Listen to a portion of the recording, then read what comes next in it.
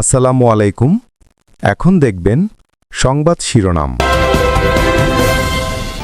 নানা বিতর্কের পর নাম বদলালো র্যাবের, নতুন নাম স্পেশাল ইন্টারভেনশন ফোর্স।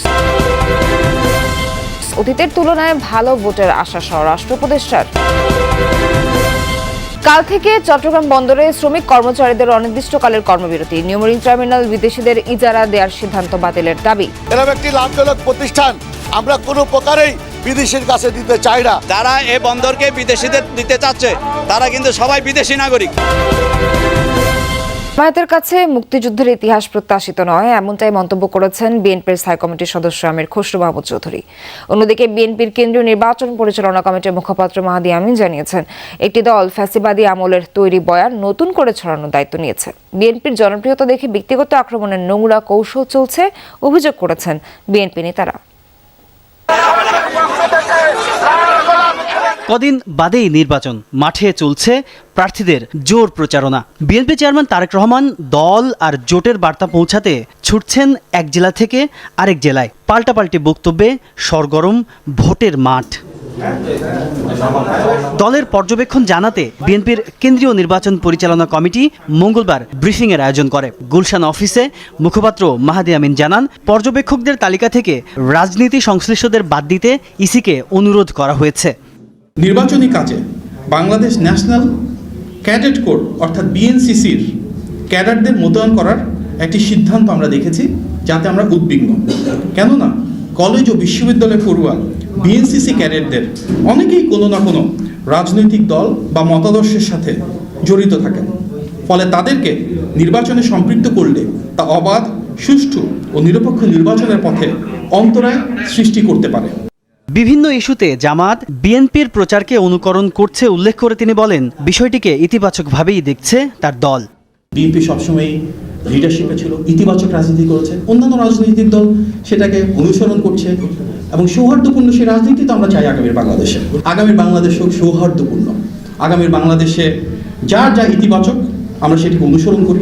অন্য রাজনৈতিক দলকে যদি প্রয়োজন হয় অনুকরণ করে সমৃদ্ধ হওয়ার, তাহলে সেটাই হোক। অন্যদিকে রাজধানীর একটি হোটেলে নির্বাচন নিয়ে গোলটেবিল আলোচনায় যোগ দেন বিএনপির স্থায়ী কমিটির সদস্য আমির খসরু মাহমুদ চৌধুরী। এক প্রশ্নের জবাবে সাংবাদিকদের তিনি বলেন, জামায়াতের কাছ থেকে মুক্তিযুদ্ধের ইতিহাস কাম্য নয়। আমরা আনন্দিত যে জামায়াতের আমির মুক্তিযুদ্ধ সম্বন্ধে এত জ্ঞান রাখে, সেটা আগে তো জানতাম না। ওনার যে এত জ্ঞান মুক্তিযুদ্ধ সম্বন্ধে, এখন স্বাধীন মুক্তিযুদ্ধের ঘোষণা কে দিয়েছেন, কিভাবে দিয়েছেন, ওনার জ্ঞানের পরিধি দেখে আমরা খুশি হয়েছি। আশা করি উনি আরো কিছু বলবেন আমাদেরকে, মুক্তিযুদ্ধে আর কি কি হয়েছিল ওগুলো তো বলতে পারেন। দেশে নতুন করে কোনো রকমের বিভক্তি প্রত্যাশিত নয় বলে জানান বিএনপির এই সিনিয়র নেতা। বিশেষ কোনো দেশ বা শক্তির কাঁধে ভর করে ক্ষমতায় যাবে না বিএনপি। দলটির এই অবস্থান স্পষ্ট করে চেয়ারম্যানের পররাষ্ট্র বিষয়ক উপদেষ্টা হুমায়ুন কবির বলেছেন, ভারত বা অন্য কোনো দেশকে ইমপ্রেস করার নীতি নেবেন না তারা।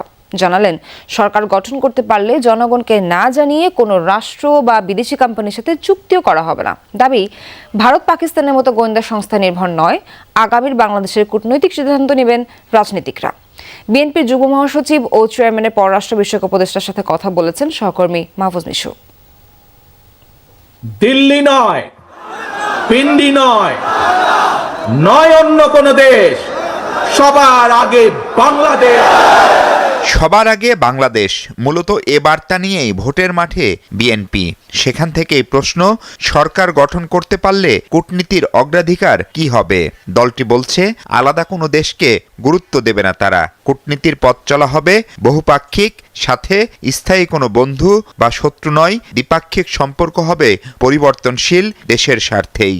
Our foreign policy position will be based on the national interests of the people of Bangladesh. 5 আগস্টের গণ অভ্যুত্থানের পর থেকেই চরম টানাপোড়েনে ঢাকা দিল্লি সম্পর্ক। ভোটের পর এই সম্পর্ক কি স্বাভাবিক হবে? শেখ হাসিনা আর আওয়ামী লীগ ভারত বুঝতে হবে বাংলাদেশে এক্সিস্ট করে না। এই জিনিসটা যদি তারা বুঝতে পারে, তাহলে ওই মাইন্ডসেটে তারা যদি আসে, এটা হচ্ছে বেসিক একটা foundation for moving relations forward. এখানে ভারতকে ইমপ্রেস করার রাজনীতি আমরা করি না, আমরা বাংলাদেশের মানুষকে নিয়ে রাজনীতি করি। নতুন সরকার গঠনের পরপরই নবায়ন করতে হবে গঙ্গা চুক্তি। আর দীর্ঘদিন ঝুলে থাকা তিস্তার পানি চুক্তি নিয়েও ভারত না চীন কোন পথে হাঁটবে আগামীর বাংলাদেশ? ইন্ডিয়া হ্যাপি না চায়না হ্যাপি, এটা আমাদের জন্য প্রাধান্য না। আমাদের জন্য প্রাধান্য তিস্তা হওয়া, এবং যে কোনো মূল্যে আমরা এটা আমাদের করতেই হবে। তো দরকার হলে আমরা ইন্টারন্যাশনাল কোর্টে যাব, এই দাবি দেখে আমরা সরে আসবো না ওখানে। It is a top priority for us. বিশেষ কোনো শক্তি বা দেশের কাঁধে ভর করে যে ক্ষমতায় থাকা যায় না, সেটি 5 আগস্টের শিক্ষা বলে মনে করছে বিএনপি। কোনো পলিটিক্যাল ক্লাস বা পলিটিক্যাল স্টেক হোল্ডার যে বাংলাদেশকে একটি গোলাম রাষ্ট্র হিসাবে অন্যর উপর নির্ভরশীল করে রাষ্ট্র পরিচালনা করবে, ইট ডাজন্ট এক্সিস্ট। যদি কেউ চেষ্টাও করে, they will be thrown out. হাসিনার মতো মিস্টেক কেউ আর করবে না। ইট ইজ এই wake up call to the political class of Bangladesh, এবং it will stand as an example of what can come if you misrule this country. যুক্তরাষ্ট্র, চীন বা ভারত যে কোনো সম্পর্কেই দেশের স্বার্থ প্রাধান্য পাবে দাবি করে বিএনপি ক্ষমতায় গেলে গোপন কোনো চুক্তির আশঙ্কা নাকচ করেন দলটির এই যুগ্ম মহাসচিব। ন্যাশনাল ইন্টারেস্টের ভিত্তিতে যে কোনো চুক্তি, এটা পার্লামেন্টে ডিসকাশন হবে। পার্লামেন্টে ডিসকাশন হওয়ার পরে ইট উইল বি অ্যাপ্রুভড। না, প্রশ্নই আসে না। পাকিস্তান সহ এ অঞ্চলের সব দেশের সাথেই স্বাভাবিক সম্পর্ক করতে চাইলেও কূটনৈতিক সিদ্ধান্ত রাজনীতিকদের হাতে ফেরানোর কথাও বলছেন হুমায়ুন কবির। চান তার ফিরিস্তি তুলে ধরে ভোটারদের আকর্ষণ করছেন প্রার্থীরা। ভোটাররাও ভেবে দেখছেন কার মার্কায় সিল দিলে হবে উন্নয়ন। বলছেন শুধু আশার বাণী নয়, বাস্তবে জনগণের জন্য কাজ করলেই থাকবে ইশতেহারের মান। কেউ কথা না রাখার শহরে ইশতেহারের ফুলঝুরি। ভোটারদের মন জোগাতে ঘরে বাইরে প্রার্থীদের এই ব্যস্ততা এখন দিনরাত। সকালে গুলিস্তান এলাকায় গণসংযোগ করেন ঢাকা ৮ আসনে বিএনপির প্রার্থী মির্জা আব্বাস। নিজ এলাকার উন্নয়নের প্রতিশ্রুতি জানিয়ে তিনি বলেন, নতুন প্রার্থীদের কথায় ইলেকশন ইঞ্জিনিয়ারিং এর ইঙ্গিত পাওয়া যাচ্ছে। একটা কথা বলি, জনগণ বুঝে ফেলেছে, জনগণ জানে চুলার মুখ থেকে ছাই বের হয়, চুলার মুখ থেকে কখনো সোনা বের হয় না। ভোটাররা বলছেন আইন শৃঙ্খলা পরিস্থিতি নিয়ন্ত্রণ আর মাদক নির্মূলে কাজ করবে, যে তার বাক্সেই যাবে ভোট।